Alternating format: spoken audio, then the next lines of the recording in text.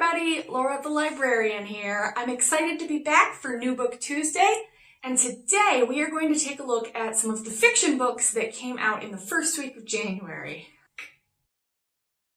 So there were a couple of themes that came up in the books that I received this week, because I think it's fun when you find a theme or a location, a setting that you enjoy, and then there are lots of other books that you can read. So one of the new releases this week is Outlawed by Anna North, which kind of surprisingly is Reese Witherspoon's book club pick for the month.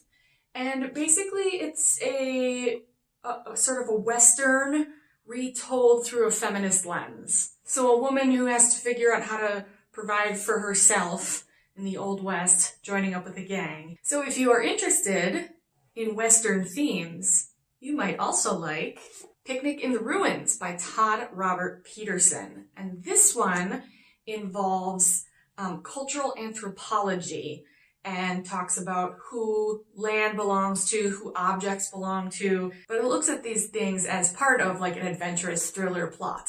For people who like a rural setting, but a little bit more of a personal story, Pickard County Atlas by Chris Harding Thornton is a little bit on the mystery side, but it's focused on like 6 days in the life of a family. It sounds really intense, but I think if you like that sort of story, families reacting to hard things, that this would definitely be one for you. And this one goes a little bit back to the anthropology edge, would be a great read for fans of the Bones, the Temperance Brennan books. This is Bone Canyon by Lee Goldberg. So a young female detective from LA County Sheriff's Department has to investigate a crime, and again, bones are involved, and trying to find justice for people in the past is involved. This one should be a really good one. Sounds like it's heavy on the crime and the suspense of solving it. Another theme that showed up is marriage and family in terms of loss.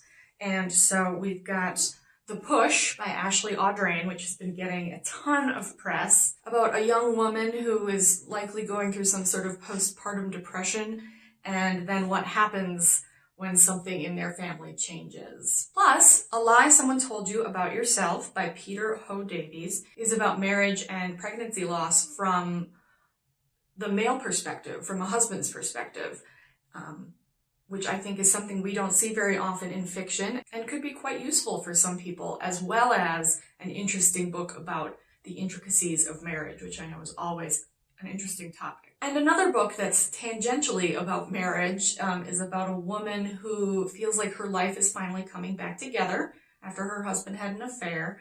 But what it's really about is the sculptor that she studies and what happens when she puts together a gallery show of his work and how that reflects on her life and what's going on in it. This is supposed to be the big book of the spring. It's called The Prophets by Robert Jones Jr., and it's about a gay couple who are enslaved and the community that they live in kind of turning on them. Sounds really sad and unfortunate, but it's supposed to be really beautiful, and it's just getting tons of rave reviews. So this one sounds kind of fascinating. There are tons of books sort of spun off from Jane Austen, Pride and Prejudice, but this is one I've not seen before. It's all about Anne Berg, so the young woman who inherits a large estate. She's originally the one who's supposed to marry Darcy, and she's addicted to laudanum, to opium. And this imagines her story if she sort of throws off the shackles of her life, both in terms of being an addict and shaking off of the expectations of her as an heiress and her finding her own life.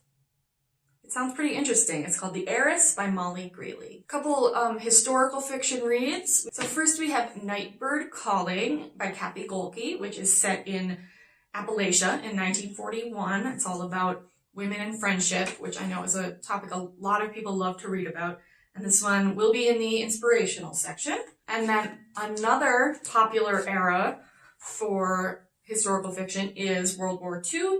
This is Our Darkest Night by Jennifer Robson.